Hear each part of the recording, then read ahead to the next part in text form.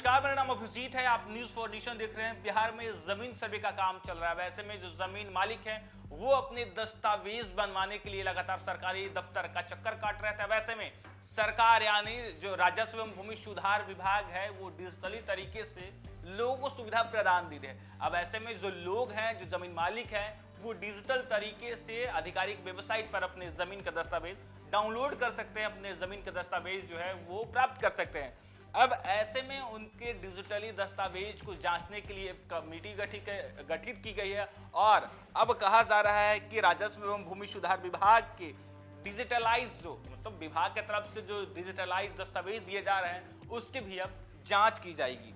राजस्व एवं भूमि सुधार विभाग ने जमीन को डिजिटलाइज दस्तावेजों की गुणवत्ता जांच करने के आदेश दिए हैं। अब बताया जा रहा है कि बिहार में जमीन के डिजिटल रिकॉर्ड की क्वालिटी की अब जांच होगी। राजस्व और भूमि सुधार विभाग ने यह कदम उठाया है क्योंकि बिना जांच किए ही प्राइवेट कंपनी को डिजिटलाइजेशन का काम दिया गया था। इसमें किसानों को जमीन के कागजात ऑनलाइन नहीं मिल पा रहे हैं।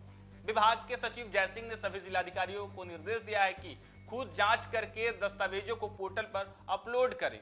अब ऐसे में कहा जा रहा है कि कागजातों को डिजिटल करने का काम जो है messrs capital systems private limited Haryana को दिया गया था। इस कंपनी को सभी अंचल और जिले अभिलेखागारों में रखे जमीन और राजस्व से जुड़े कागजातों को स्कैन और डिजिटलाइज करना था, लेकिन कंपनी के काम की क्वालिटी को सही से नहीं जांच हुई।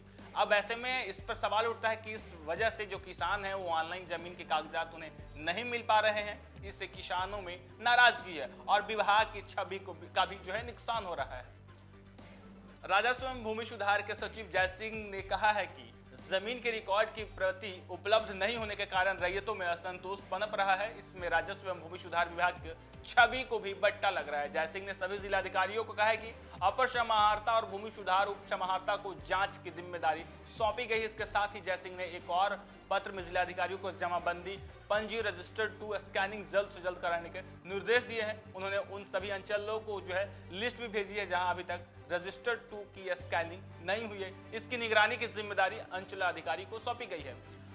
अभी 36 तरह के राजस्व दस्तावेज को डिजिटलाइज स्कैन किया जा रहा है। इनमें से खातियान और रजिस्टर्ड टू भी शामिल है। इनमें से दस्तावेजों को लोग भू अभिलेखागार पोर्टल पर मुफ्त में देख सकते हैं और थोड़े से शुल्क पर डाउनलोड भी कर सकते हैं। अनुमान है कि बिहार में 28 से 30 करोड़ राजस्व दस्तावेज हैं, जिनमें से आधे से ज्यादा दस्तावेज को डिजिटलाइज और स्कैन किया जा चुका है। हालांकि जमीन के इस्तेमाल में बदलाव की वजह से मुआवजा तय करने और लोगों में दिक्कतें आ रही है। पुराने रिकॉर्ड में कई जमीन खेती के लिए दर्ज है, लेकिन अब भी उनका रजिस्टर जो है नहीं हो पाया है। अब ऐसे में रजिस्ट्रेशन जो है मकान का फैक्ट्री या दुकान की कैटेगरी हो गया है तो मुआवजा तय करने में परेशानी हो रही है।